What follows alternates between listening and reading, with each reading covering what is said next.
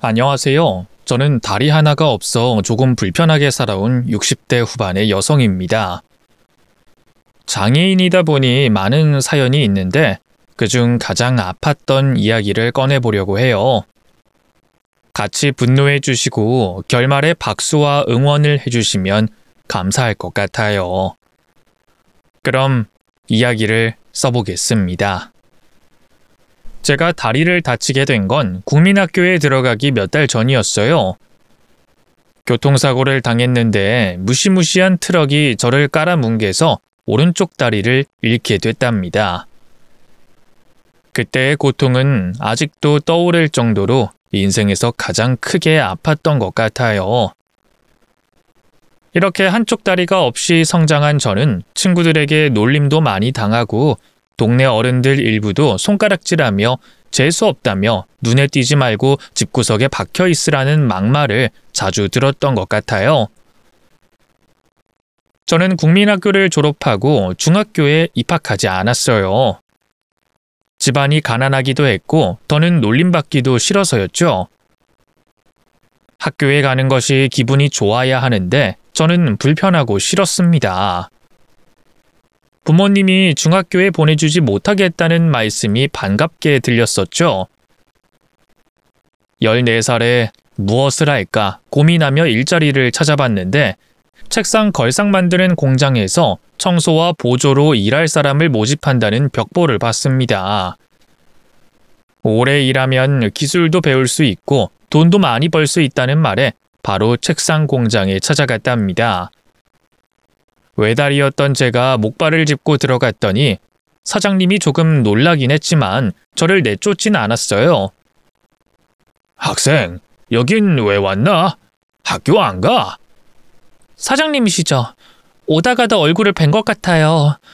그리고 저는 학생 아니에요. 국민학교 졸업하고 집에서 살림하고 있어요. 사장님, 일할 사람 모집하는 벽보도 봤어요. 저 여기서 일하게 해주세요. 다리가 조금 불편하지만 일은 열심히 잘할 수 있어요.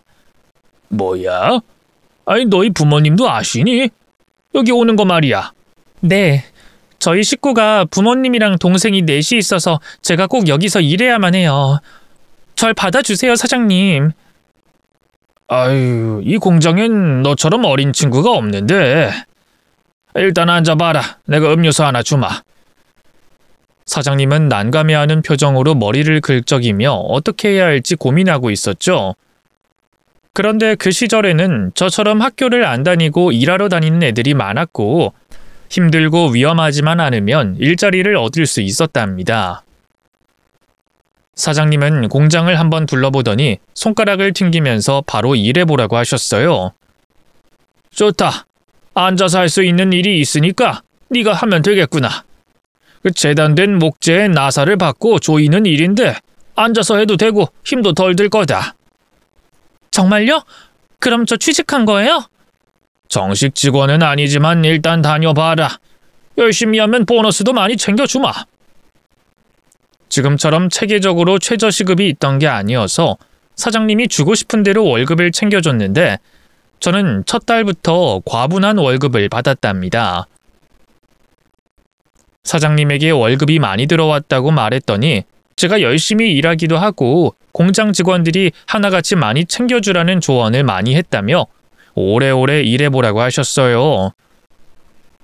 그래서 저는 책상 공장에서 평생을 일하기로 다짐했답니다. 제가 번 돈으로 동생들 공부도 시키고 부모님께 보탬도 되어드렸어요. 다리 하나 없는 제가 가족들에게 힘이 되는 사람이 되니 이전처럼 아무것도 아닌 사람이라는 생각이 들지 않았습니다. 저도 쓰임새가 있고 보통 사람들처럼 충분히 일하고 먹고 살 수 있는 존재라는 걸 알게 되자 세상 보는 눈이 밝아지고 훤해지기 시작했습니다. 세월은 흐르고 흘러 제 나이가 40이 됐어요. 동생들은 모두 시집장가를 갔고 부모님은 노화로 세상을 떠나셨죠. 동생들 모두 복잡한 도시로 떠나서 고향에는 저 혼자 남게 됐답니다. 고향 어른들이 언제 시집 가냐고 잔소리를 하셨는데 장애가 있고 나이도 많은 저를 누가 데려가겠냐고 하면서 너스레를 떨었답니다. 그런데 사람 일은 어떻게 될지 모른다고 40살에 인연이 찾아왔어요. 제가 수십 년 동안 일했던 책상 공장에 물건을 주문하러 온 남자였는데 저희 고향에 학원을 차릴 원장님이었습니다.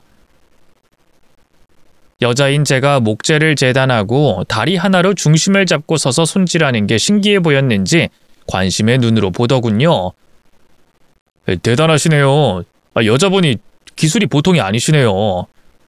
이 일을 25년 했어요. 이제 눈 감고도 책상을 뚝딱 만들 수 있죠. 요 앞에 학원 차리시는 분 맞으시죠? 우리 고향에 학생들이 많아졌고 학원도 별로 없어서 아마 잘 되실 겁니다. 원장님이 멋진 총각이니 학부모들한테도 인기가 많을 것 같네요. 제가 총각은 아니고요. 아내와 사별했습니다. 아들 하나 있고요. 어머, 제가 말실수를 했네요. 죄송해요. 죄송이라뇨. 아내가 떠난 지 오래돼서 이젠 괜찮아졌습니다. 그런데 성함이 어떻게 되시죠? 저는 김원국이라고 합니다. 김원국 원장님이시군요. 저는 박순미 반장입니다. 제가 가방끈은 짧아도 이 공장에서 반장이에요. 대단하시네요. 순미 씨, 순미 씨는 결혼하셨나요? 아니요. 아쉽게도 저 좋다는 남자가 없어서 아직 처녀랍니다. 이렇게 아름다운 분이 혼자라니 이해가 안 되네요. 지금 저 놀리세요? 제 다리를 보고도 그런 말이 나와요? 아니요, 놀리는 거 아닙니다. 진심으로 아름다워요. 제 눈엔 그렇게 보입니다. 남자한테 칭찬받으니 기분이 좋네요. 책상 의자 몇 개나 주문하실 건가요? 사장님 없을 땐 제가 계약하기도 하니까 앉아서 이야기 나누시죠. 그렇게 김 원장님과 저는 마주 앉아서 목재의 질과 가격에 대해서 이야기했고 수십 개의 책상과 걸상을 주문받았답니다. 그리고 보름 뒤에 사장님과 같이 학원으로 책걸상을 배달해주고 더 이상은 그분과는 대화할 일이 없을 줄 알았어요. 길 가다가 보면 인사나 하겠지 하고 돌아서는데 김 원장님이 저에게 할 말이 있다며 불러 세우더군요. 그러자 공장 사장님은 씩 웃으며 천천히 들어오라면서 먼저 떠나셨습니다. 순미 씨, 사장님이 왜 먼저 가신 줄 아시죠? 네? 모르겠는데요. 제가 순미 씨를 마음에 두고 있다는 걸 알고 자리를 피해 주신 거예요. 사실 제가 미리 사장님께 말씀드렸습니다. 네? 저를 마음에 두고 있다고요? 네네. 많이 놀라신 모양이네요. 하긴 애딸린 호래비가 이러니 어이가 없으시겠죠. 아니요, 그런 게 아니라 저한테 마음을 두고 있다는 게 믿기지 않아서요. 제 인생 40년 동안 이런 일은 처음이에요. 그거야 시골 마을에 살고 있고 젊은 남자가 거의 없으니까 그렇죠. 순미 씨는 도시로 나가면 인기가 아주 많으실 겁니다. 도시로 나가면 안 되죠? 내가 순미 씨를 좋아하니 절대로 나가시면 안 됩니다. 그래서 저한테 무슨 대답을 듣고 싶으신 거죠? 사귀어보자는 말을 하실 건가요? 연애 경험이 한 번도 없었던 저는 대놓고 눈치 없이 물어봤습니다. 그러자 김 원장님은 저와 결혼을 염두에 두고 만나보자고 고백했답니다. 생각할 시간을 달라고 했는데 제 마음은 벌써 원장님한테 기울어져 있었어요. 저희는 일주일 동안 서너 번 만나 데이트를 했어요. 또 시골길을 한참 동안 걸으며 많은 대화를 나눴답니다. 저는 전동 휠체어를 타고 그는 두 다리로 걸으며 지나온 인생 이야기를 주거니 받거니 하면서 서로에 대해 많은 걸 알 수 있었고 성격이나 가치관 등 많은 것들을 알 수 있었죠. 그리고 제가 내린 결론은 김원국 원장님은 제 인생이 처음이자 마지막 남자일 것 같아 꼭 결혼하고 싶다는 것이었습니다. 누구나 인생에 흠은 하나씩 가지고 있으니 결혼한 적이 있고 사별한 그가 저에게 문제될 건 하나도 없었어요. 저희 두 사람은 결혼식 같은 건 생략하고 원국 씨 집으로 들어가서 혼인신고만 하고 살기로 했어요. 그이의 아들은 10살이었는데 결혼 전에는 아이가 밝고 다정해 보여서 잘 지낼 수 있을 거라 생각했습니다. 그런데 제가 새엄마가 된다고 하자 엄청나게 많이 울면서 싫어하더라고요. 으아, 저 다리 하나 없는 아줌마가 새엄마 되는 거 싫어. 아빠, 저 아줌마 내보내. 어허, 세준이 너 그렇게 버릇없이 말할래? 학교 친구들이 새엄마가 빙신이라면서 나도 빙신 아들이라고 욕한단 말이야. 뭐야? 그런 말 한 친구들 이름 적어봐. 아빠가 혼꾸녕을 내줄 테니까. 그이가 아들 세준이를 혼내길래 제가 그러지 말라고 몇 번이나 말했어요. 어린애가 뭘 알겠냐고 했고 제가 이방인이니 아들 잘못은 하나도 없다고 했죠. 몇 년의 세월 동안 아들은 저에게 엄마 소리를 곧잘 했고 저를 부끄러워하는 마음이 사그라진 것 같았어요. 하지만 사춘기 중학생이 되자 저를 끔찍하게 싫어하더라고요. 세준아, 오늘 학교에서 학부모 모임 있는 날이지? 엄마 이따가 학교 가니까 하교할 때 같이 시장 보고 들어올까? 오긴 어딜 와. 나 망신 주려고 환장했어? 다리 하나 없는 새엄마 둔 걸 동네방네 소문내고 싶냐고. 세준아, 무슨 말을 그렇게 하니? 너 요즘 엄마한테 말을 함부로 하는 거 알아? 그래서 어쩌라고? 안 그래도 학교에서 몇몇 애들이 새엄마 이야기를 떠들어서 패줬는데 대놓고 빙신 아들이라고 소문내려고? 생각 좀 해. 아유, 알았어. 엄마가 미안하다. 생각이 짧았어. 학교에 가지 않을게. 아들이 중학교에 들어가서는 불량한 애들과 어울리기도 했고 말을 거칠게 하고 반항도 심했답니다. 남편이 혼을 내보기도 하고 타일러도 봤는데 도무지 말을 듣지 않았죠. 어느 날은 같은 반 친구를 때려서 남편이 다녀왔는데 맞은 친구가 코뼈가 부러지고 눈두덩이가 심하게 부었다고 했어요. 그쪽 부모님이 경찰에 넘긴다는 걸 겨우 말리고 거액의 합의금을 줬답니다. 또 하루는 아들 세준이가 여자친구와 가출을 했는데 제 방에 있던 결혼 반지를 훔쳐갔어요. 그걸 팔아서 여행을 다녀와 남편에게 먼지 나도록 맞기도 했답니다. 왜 때려? 아빠가 해준 게 뭐가 있다고 날 때리는 거야? 이놈의 자식이! 내가 해준 게 왜 없어? 먹여주고 재워주고 공부까지 시켜주잖아. 용돈도 달라는 대로 주고 있고. 그런데 네 엄마 결혼 반지를 훔쳐서 여자친구랑 가출을 해? 네가 생각이 있는 놈이야?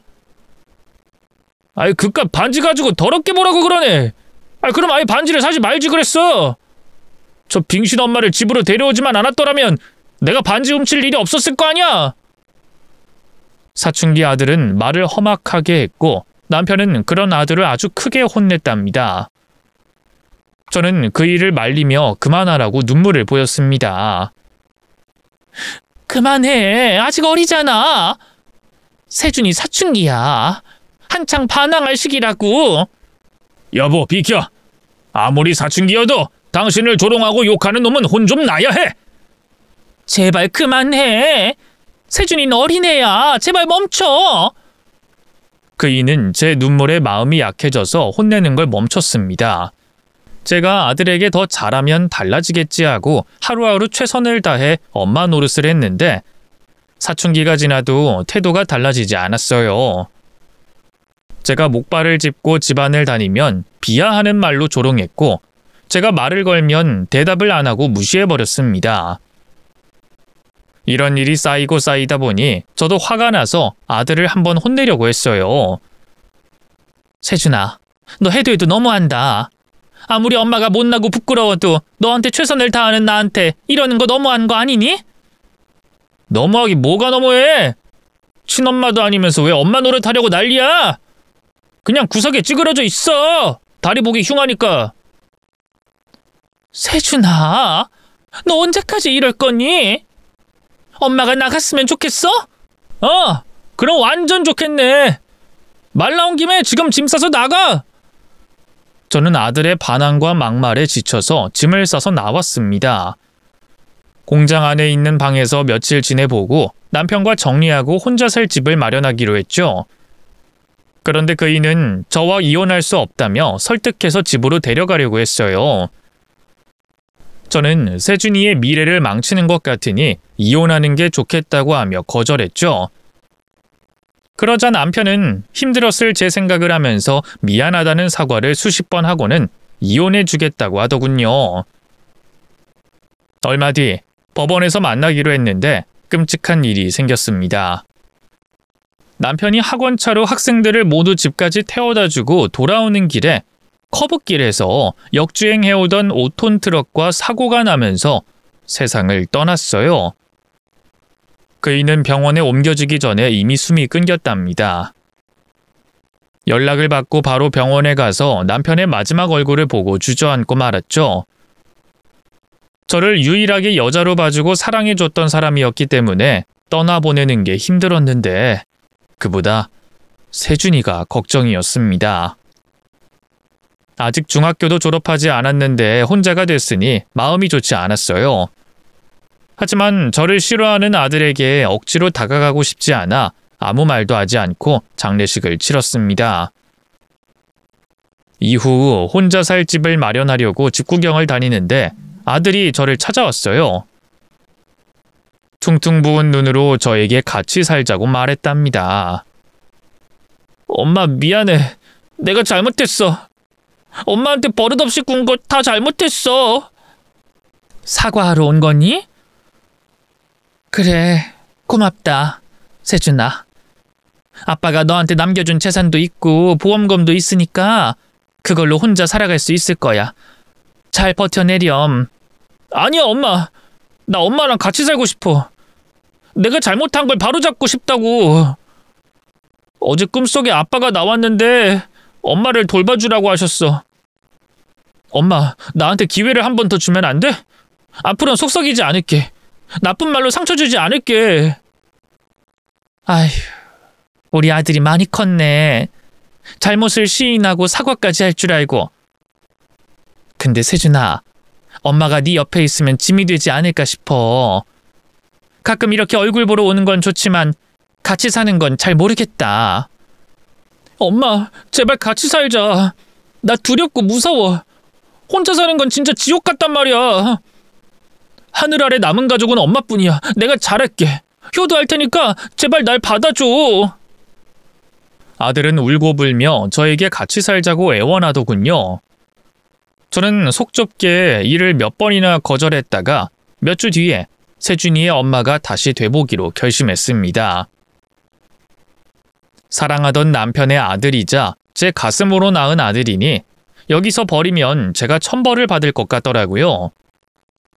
그래서 세상 떠난 남편의 집으로 다시 돌아가서 세준이의 엄마로 살게 됐습니다. 아들이 받은 남편의 재산은 한 푼도 건드리지 않고 제가 책상 공장에서 벌어들이는 돈으로 생계를 유지했어요.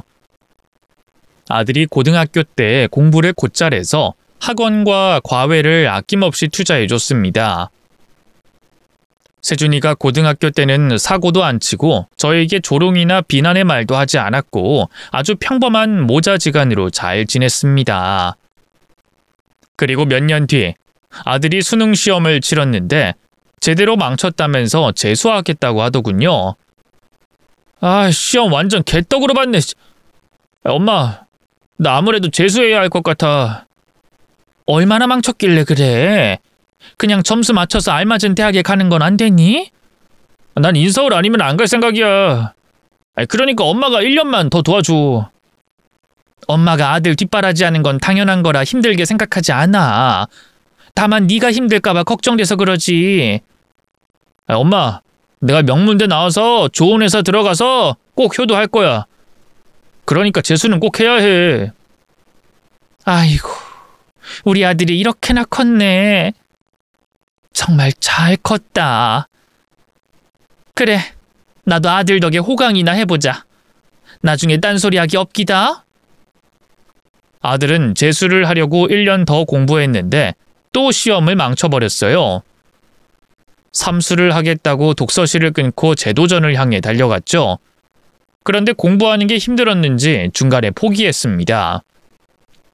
스트레스가 심했는지 매일 술이 떡이 되도록 마시고 저에게 온갖 막말을 떠들었습니다.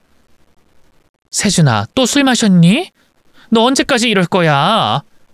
공부를 그만뒀으면 다른 목표를 세우고 규칙적으로 살아야지. 뭐야 이 빙신은! 옛날처럼 잔소리하네. 어이, 다리 하나 없는 장애인 아줌마야. 내가 술을 먹든 안주를 먹든 뭔 상관이야. 술 먹는다고 다리 하나가 없어지기라냐? 잔소리 집어치우고 라면이나 끓여봐. 세준아, 그만 좀 해라. 이제 엄마도 지친다. 너랑 같이 사는 거 힘들다고. 세준아, 엄마가 잘못한 게 있니? 그래, 이 장애인 아줌마야. 내가 일이 안 풀리는 이유가 다 아줌마 때문이라고. 아이씨, 재수없게 다리를 봤네. 아, 그것 좀 가리고 살아라. 보는 눈이 썩어 들어가니까. 세준이, 너 지금 뭐 하는 거니? 엄마한테 욕하는 거 그만해라. 한마디만 더 하면 진짜 화낼 것 같으니까. 화를 낸다고? 내봐. 어디 한번 까불어 보라고. 내가 눈 하나 깜짝할 줄 알아? 이 아줌마야, 당신 때문에 내 인생이 이렇게 꼬인 거라. 당신만 없으면 우리 아빠도 살아 계셨을 거고 나도 좋은 대학에 갔을 거라고. 돌이킬 수 없는 실수 하지 마. 너 자꾸 이러면 엄마 다시 떠나버린다. 그런 말 하면 내가 겁낼 줄 알고? 나가고 싶으면 나가.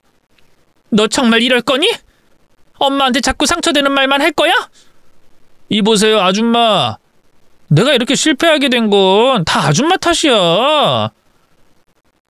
힘들구나, 세준아. 엄마가 나가길 바라면 그렇게 할게. 아들 세준이는 수능을 거듭 망치고 다시 예전처럼 저에게 막말을 하더군요. 그래서 다시 집을 나가려고 하는데 또 짐을 싸서 나가려고 하면 잘못했다고 매달렸답니다. 엄마, 내가 이놈의 주둥이를 꿰매버리든 할게. 진심이 아닌 말들이 막 튀어나왔어. 정말이야. 내 본성이 그거밖에 안 되는 쓰레기인가 봐. 네 본성이든 아니든 중요하지 않아. 네가 날 미워하면 계속 같이 살 수 없어. 나 이제 네 엄마 그만하려고. 후회해도 소용없다. 정말 나가는 거야? 아들을 버리겠다고? 미안하다. 엄마가 모자라서. 다음 생엔 두 다리 멀쩡한 엄마가 돼줄게. 그만 갈게, 세준아. 잘 지내렴.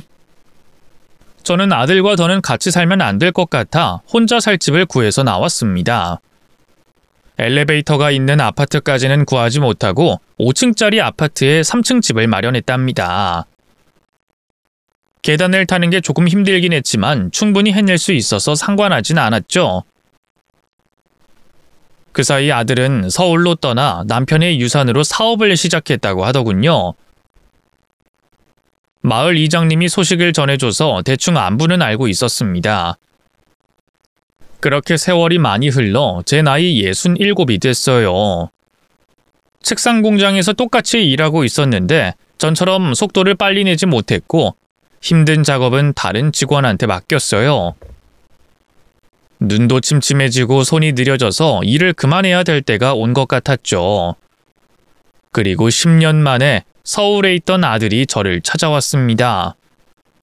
엄마, 오랜만이야. 그동안 잘 지냈어? 세준이 많이 변했구나. 살도 찌고 인상도 변했네. 날 왜 찾아왔니? 널 버린 모진 계모한테 말이야. 무슨 소리야. 내가 잘못해서 엄마가 버티지 못하고 떠난 거잖아. 엄마, 옛일은 묻어두고 다시 잘 지내보는 건 어때? 나 결혼할 여자도 데리고 왔어. 엄마한테 며느리가 생긴다고. 뭐? 며느리? 아들이 등 뒤에 숨겨놨던 아가씨를 보여주더군요. 참하고 예쁜 여자였습니다. 어머님 처음 봬요. 말씀 많이 들었습니다. 집에 가시는 길이죠? 제가 휠체어 밀어드릴게요. 이야기는 가면서 해요. 아유 아가씨, 이건 전동 휠체어라 밀어줄 필요 없어요. 그리고 난 세준이 엄마 자격 없는 사람이에요. 끝까지 책임지지 못하고 세준이 곁을 떠난 사람이라고요. 그러니까 세준이랑 여길 떠나세요. 어머님, 제가 사연을 다 들어봤는데 어머님이 잘못한 건 하나도 없던걸요? 그리고 제가 어머님 댁에 오자고 했어요. 결혼 전에 자식 노릇해보자고 내려온 거라고요. 맞아, 엄마. 나 그동안 반성 많이 하고 살았어.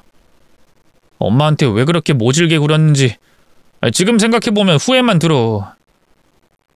엄마, 지난 일은 내가 다 잘못했어.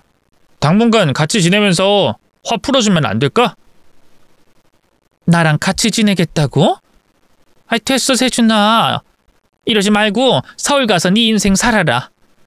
아니, 엄마, 나 사업 성공했어. 그래서 효도하러 내려온 거야. 아니, 잔소리 그만하고 얼른 엄마 집에 가서 집밥이나 먹게 해줘요. 아들과 며느리는 제 뒤를 졸졸 따라오더군요. 아들이 저를 미워하지 않는 것 같아 일단 받아들이기로 했습니다. 아파트 입구에 보관한 목발을 잡고 일어나려고 하는데 세준이가 저를 번쩍 들어서 안더군요.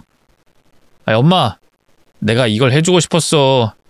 엄마를 안아드리는 거 말이야. 자, 이제부턴 목발 대신 아들 발을 빌리도록 하세요. 세준아, 너 정말 변한 거니? 이제 엄마가 밉지 않은 거야? 아니, 엄마, 내가 쓰레기 같던 그 시절은 잊어줘요. 나 그때만 생각하면 수치스러워서 고개를 못 들겠으니까. 아이고, 우리 아들이 이렇게 달라졌다니 고맙네. 그래, 좋다. 집에 가서 세준이 네가 어떻게 지냈었는지 이야기 좀 들어보자. 이 엄마도 할 말이 많으니까 다 들어줘라. 에이, 그럼 당연하지. 오늘 밤 주무실 생각 말고 실컷 수다나 떨어보자고. 아들은 집안까지 저를 아는 채 들어갔고 소파에 앉혀줬습니다. 제가 밥을 하겠다고 하니 며느리가 손사래를 치면서 자기도 살림할 줄 안다며 저에게 가만히 앉아만 있으라고 하더군요. 덕분에 남이 해준 밥을 아주 오랜만에 먹게 됐답니다. 며느리는 음식 솜씨가 저보다 좋더군요. 얼굴도 예쁘고 성격도 좋고 살림까지 잘하니 아들 녀석이 장가를 제대로 잘 가는 것 같아 기분이 좋았죠. 이튿날 공장에 가려고 일찍 일어났는데 아들 부부가 거실에서 저를 기다리고 있더군요. 할 말이 있다면서 잠시 앉아보라고 하더군요. 엄마, 그 공장 그만두면 안 될까? 앞으로 내가 엄마 먹여 살릴 테니까 힘든 일은 그만둬. 엄마 연세면 은퇴하고도 남을 연세라고요. 어머님, 몸도 불편하시고 힘도 약해지셨으니까 직장은 그만두시는 게 좋지 않을까요? 어머님 아들이 능력 있는 사업가니까 호강하면서 사셔도 됩니다. 우리 아들이 정말 많이 변했구나. 고맙다. 그런 말 해줘서. 그런데 나는 일을 하지 않으면 심심하고 외로워서 안 될 것 같다. 아니, 엄마, 내가 평생 모시고 살게. 외롭지 않게 해드릴 테니까 일 그만두고 우리랑 서울에 가요. 서울? 아유, 아니다. 난 여기 고향이 좋다. 죽는 그날까지 여기서 살 거야. 그리고 세준아, 10년 만에 갑자기 나타나서 나더러 서울 가자고 하는 건 좀 부담스럽구나. 네가 싫어서가 아니라 내가 우리 모자 관계를 깨버렸는데 무슨 염치로 널 따라가겠니? 그냥 가끔 이렇게 어떻게 사는지 얼굴 보면서 지내면 좋겠구나. 그러자 아들이 수긍하며 대답하더군요. 엄마 생각이 그렇다면 그래야지. 알겠어. 대신 내가 여기서 지내는 동안 엄마 출퇴근을 편하게 모셔다 드릴게. 그리고 퇴근하고 나면 우리랑 시내로 나가서 데이트도 하고 좋은 추억도 많이 만들자. 그 정도는 허락해 줄 거지? 아유, 그럼. 그런 거라면 얼마든지 환영이다. 아들아, 고맙다. 이렇게 좋은 사람이 돼줘서 더할 나위 없구나. 이 엄마가 이젠 여한이 없겠다. 아니, 엄마 아직 60대야. 그런 말씀은 100세나 되고 나서 하세요.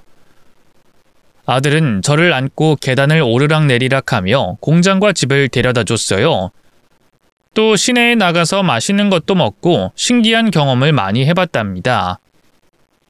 난생 처음 스티커 사진도 찍어봤고 마라탕이라는 음식도 먹어봤죠.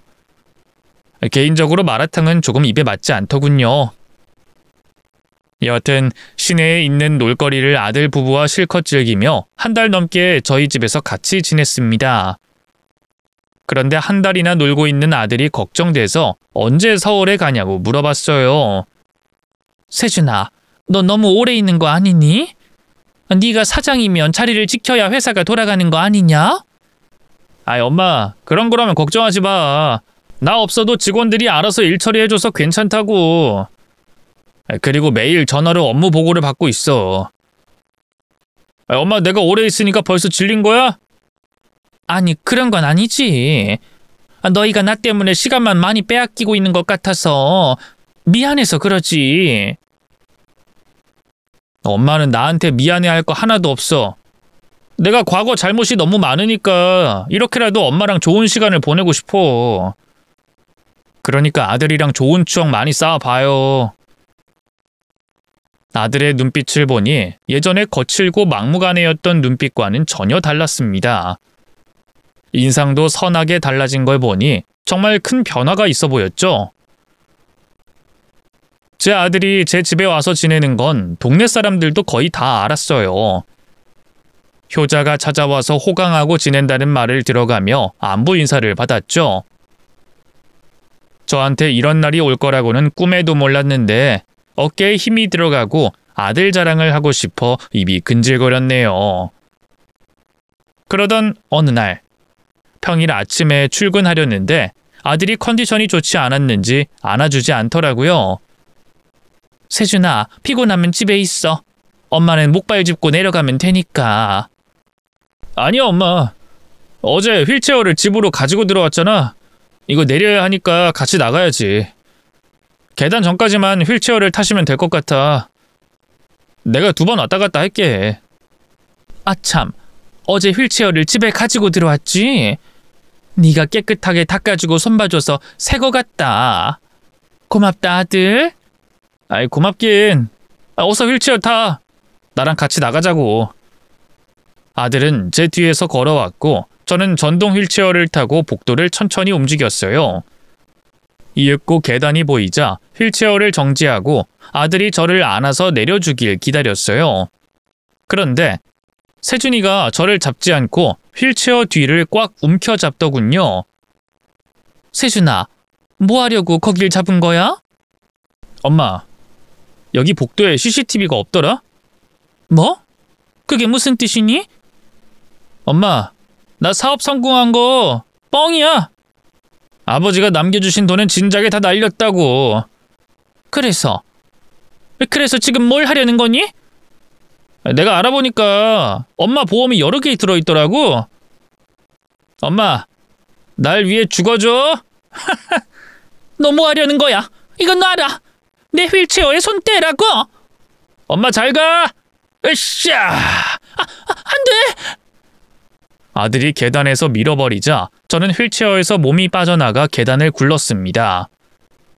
온몸에 고통이 터져 나오다가 금세 정신을 잃고 말았죠. 그리고 얼마나 잠을 잤는지 모를 만큼 긴 잠을 자고 일어났더니 제가 중환자실에 있더군요. 산소호흡기를 쓰고 있었고 손끝을 움직이지 못할 만큼 기운이 나지 않았습니다. 유리 너머에 아들 부부가 저를 보고 있었는데 입모양으로 빨리 되져라고 메시지를 전하더군요. 서울에서 저를 찾아온 이유가 저를 해치고 보험금 타먹겠다는 걸 왜 몰랐을까 하며 제 자신에게 화가 잔뜩 났답니다. 잠시 후 간호사가 들어와서 제 상태를 일러주는데 머리를 크게 다쳐서 1차 수술을 했고 2차 수술이 남아있다며 중환자실에서 안정을 취하고 있을 거라고 말했습니다. 그리고 얼마의 시간이 지났을지 모를 날에 2차 수술을 받았고 거의 한 달 만에 중환자실에서 나오게 됐답니다. 제가 의식을 차리고 말까지 할 수 있게 되자 병실에 형사들이 들어왔어요. 저에게 사건을 조사하고 있다며 기억나는 게 있냐고 묻더군요. 박순비 할머니, 저희 경찰입니다. 저희가 사고를 조사하고 있는데 기억나는 게 있으세요?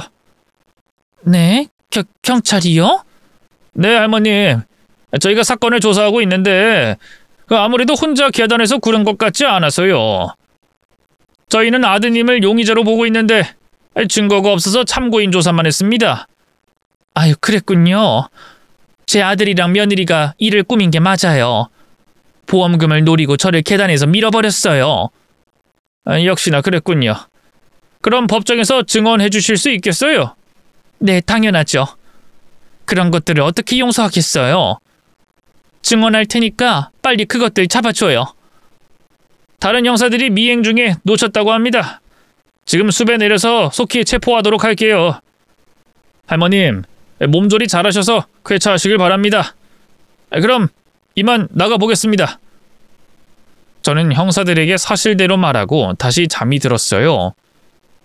제가 절대 안정을 취해야 해서 1인실을 쓰고 있어 병실안은 고요했답니다.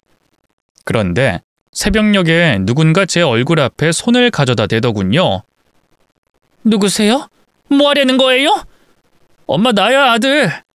엄마 형사들한테 사실대로 말했다며? 저는 무서워서 시치미를 뗐습니다.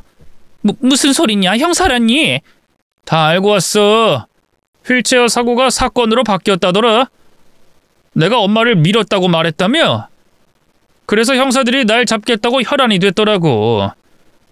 피해 다니면서 지내고 있었는데 내가 여길 올 거라는 걸 모를 거야. 그래서 날 어떻게 하려고 온 거니? 이미 네 죄를 걸렸는데 보험금을 타먹지도 못할 텐데 뭐하러 여길 온 거야? 엄마, 난 돈은 이미 포기했어. 그냥 엄마가 너무 미워서 찾아온 거야. 아들을 끝까지 감싸줘야 그게 부모 아닌가? 당신은 날 범죄자로 만들었어. 그게 얼마나 큰 잘못인지 알아? 이놈아, 너는 하나도 변한 게 없구나. 아니, 예전보다 더한 괴물이 됐어. 이게 다 당신 때문이야.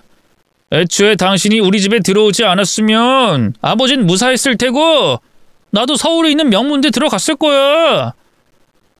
당신이 내 옆에 있는 바람에 재수가 옴붙어서 이 모양 이 꼴이 된 거라고! 아직도 날 그렇게 미워하고 있었구나. 다리 하나 없는 게 그렇게 싫었니? 처음엔 다리 하나 없는 게 싫었는데 나중엔 당신 숨소리도 듣기 역겨웠어. 그리고 더 어이없는 건 당신이 나를 2번이나 버렸다는 거야. 빙신 주제 감히 날 버려? 그거야 네가 날 증오하고 미워하니까 떠난 거지. 넌 나만 보면 쌍욕과 조롱을 했잖니. 그래서 네 눈앞에서 사라진 거고. 닥쳐! 넌 나를 버린 거야. 빙신 주제 날 버린 년이라고. 어쨌든 당신은 나한테 최악의 인간이야. 이번에 당신 집에 들어가서 지내는 게 얼마나 괴로웠는 줄 알아? 보험금만 보고 참아왔다고. 아이씨, 근데 다 날아가 버렸어. 당신이 형사들한테 사실대로 말하지만 않았어도 조용히 떠나려고 했는데 당신이 날 엿먹였으니 똑같이 혼 좀 내주려고 왔어. 뭐? 무슨 짓을 하려고 온 거야? 자, 우리 엄마 한번 안아볼까? 기운이 없어서 어쩌나? 아, 당직 간호사는 야식 먹으러 갔다더라. 여기 복도 끝은 CCTV 사각지대야. 비상계단에도 카메라가 없고. 아들은 저를 휠체어에 앉히더니 병실 밖으로 끌고 나갔어요. 반항하고 싶었지만 온몸이 천근만근 무겁고 아파서 움직이지 못했답니다. 비상계단 문을 열고 계단 앞에 다다르자 두려움이 엄습했습니다. 세준아, 이러지 마라. 너 한 번도 모자라서 2번이나 날 해치려는 거니? 지금 이런다고 네가 얻는 것도 없잖아.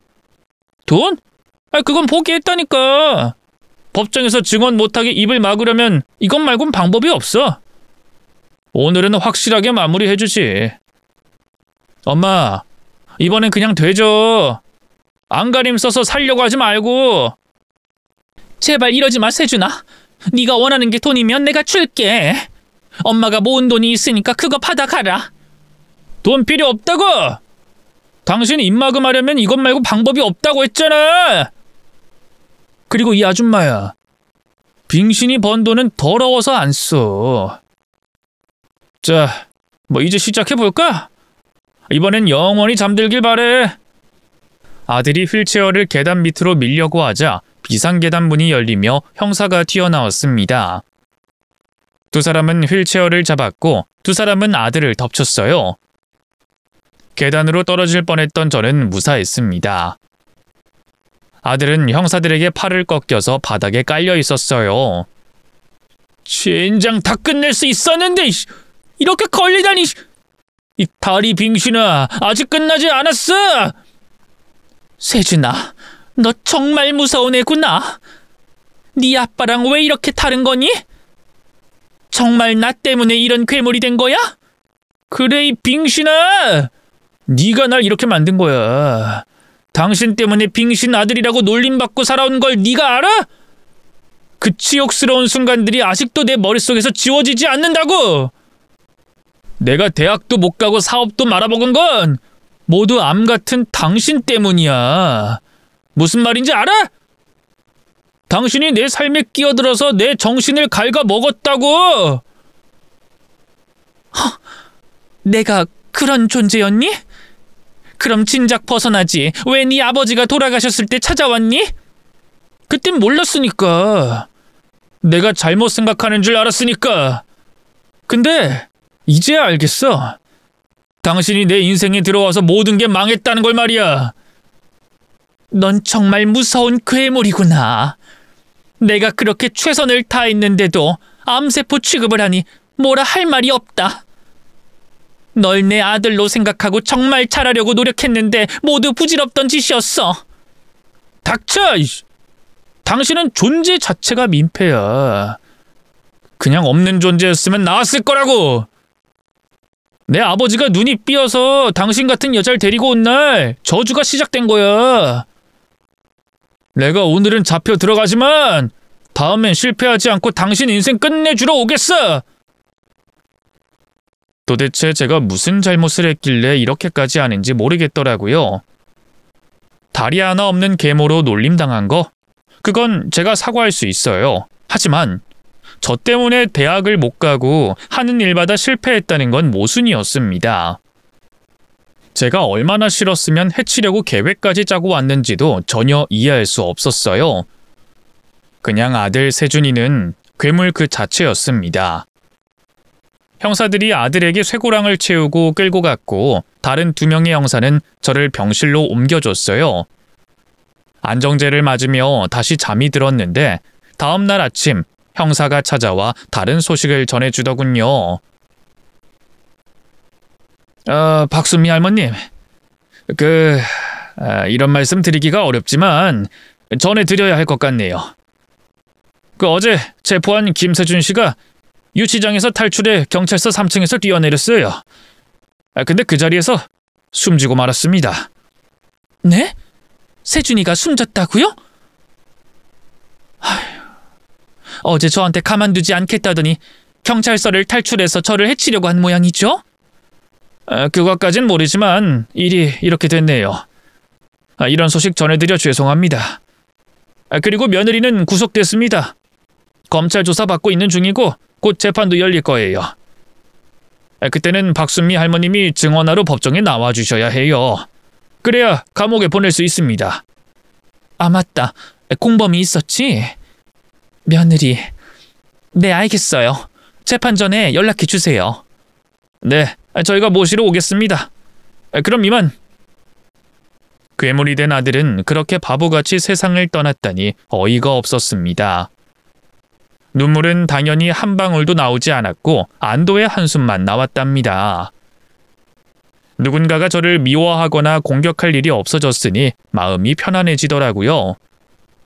어릴 적 교통사고가 이런 결과를 낳게 될 줄 알았더라면 그때 횡단보도를 건너지 말 거라는 생각이 들기도 했죠.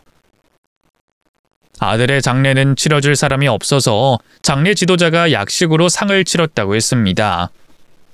그리고 제 몸이 회복하던 중 재판이 열리게 되어 며느리가 저를 해치려고 한 공범이라는 걸 증언해서 감옥으로 보내버렸죠. 몇 달 뒤 퇴원하게 된 저는 약해진 몸을 건강하게 만들기 위해 노력하기 시작했습니다. 먼저 휠체어 대신 의족을 맞췄어요. 가볍고 강한 금속으로 만들어진 아주 비싼 의족이었죠. 그리고 어설프게 걷는 걸 연습했고 운동을 매일 했습니다. 몇 달 동안 그렇게 지내보니 신기하게도 몸이 건강해지더군요. 꼭 젊었을 때 몸을 되찾은 기분이었답니다. 이럴 줄 알았으면 의족을 진작에 맞춰서 살 걸 그랬나 봅니다. 여하튼 다시 새롭게 인생을 시작하면서 매듭지어야 할 일이 생각났습니다. 변호사를 찾아가 부탁의 말과 돈을 내고 교도소로 향했답니다. 접견실에서 며느리를 오랜만에 만나게 됐는데 얼굴에 살이 포동포동 쪘더군요. 교도소 밥이 입에 맞나 보다. 얼굴이 좋아졌네. 뭐냐 이 빙신은? 네가 변호사 구해서 날 찾아온 거야? 왜? 네 아들이 되져서 내가 마음에 걸렸냐? 아, 그런 거 아니야. 접견실에서 만나야 유리막 없이 대화할 수 있으니까 데리고 온 거야. 카메라도 꺼달라고 해서 아무도 못 봐. 변호사님, 잠깐 벽 보고 서 있을래요? 여기서 일어난 일을 못 봤다고 해야 하니까 어서 돌아서세요. 그러자 돈만 주면 뭐든지 한다는 변호사가 벽을 보고 섰습니다. 이제 아무도 보는 눈이 없으니 며느리에게 준비한 선물을 오픈했습니다. 의족을 찬 다리를 힘껏 뻗어서 며느리의 배를 걷어찼습니다. 강철인지 뭔지 아는 금속으로 만들어서 그런지 한 대 맞고 고꾸라지더군요. 아, 이게 뭐 하는 짓이야? 이 노칠내가 돌았나? 아직 말할 힘이 있네. 그래야지. 이제부터 신나게 얻어 터질 거니까 기운 내라. 저는 며느리의 얼굴을 뺀 나머지 부위를 의족으로 힘껏 밟아줬습니다. 아! 이게 뭔데 이렇게 아픈 거야? 교도관! 교도관! 사람 살려! 소용없어. 교도관은 복도 끝에 있더라. 내가 일부러 접견실을 제일 멀리 있는 곳으로 잡았다고. 그러니까 계속 밟혀봐라 이년아. 사정없이 밟아댔더니 며느리는 소리 지를 기운도 없어서 끙끙 앓는 소리만 내더군요. 너무 빨리 끝나서 싱거웠지만 그래도 분노를 마음껏 표출했더니 속이 시원하더군요. 이윽고 교도관이 접견실에 들어왔는데 며느리가 다친 걸 보고 무슨 일이냐고 물었고 제가 데려온 변호사가 아무것도 본 것이 없고 혼자 쓰러졌다고 말해줬어요.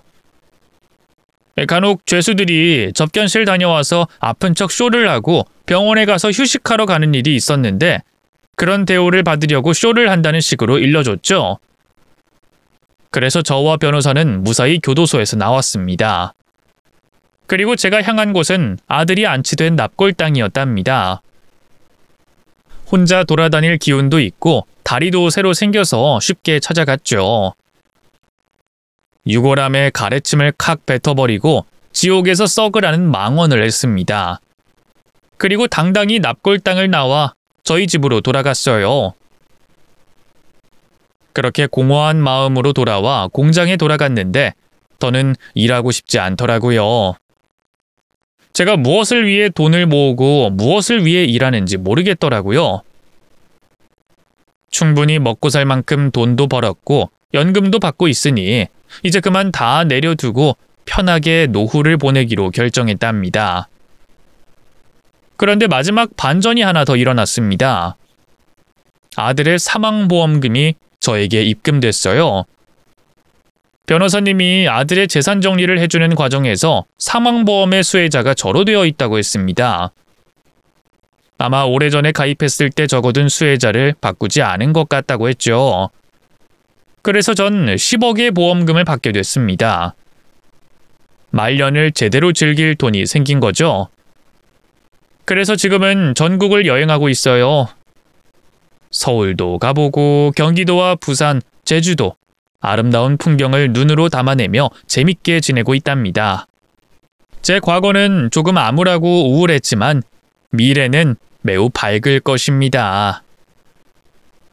뒤늦게 인생 2막을 열게 된 저를 축하해 주시고 응원해 주시길 바랍니다. 여러분, 머리 검은 짐승은 거두지 말라는 말이 있잖아요. 그 말이 100% 맞는 건 아니지만 어느 정도 맞는 것 같아요. 제 경우만 봐도 그렇게 보이시죠? 물론 판단은 여러분의 몫이니 혹시라도 피로 맺지 않은 자식을 거두는 분들은 많은 생각을 하시고 현명한 결정하시길 바랍니다. 저는 여기서 물러가도록 할게요. 모두 안녕히 계세요.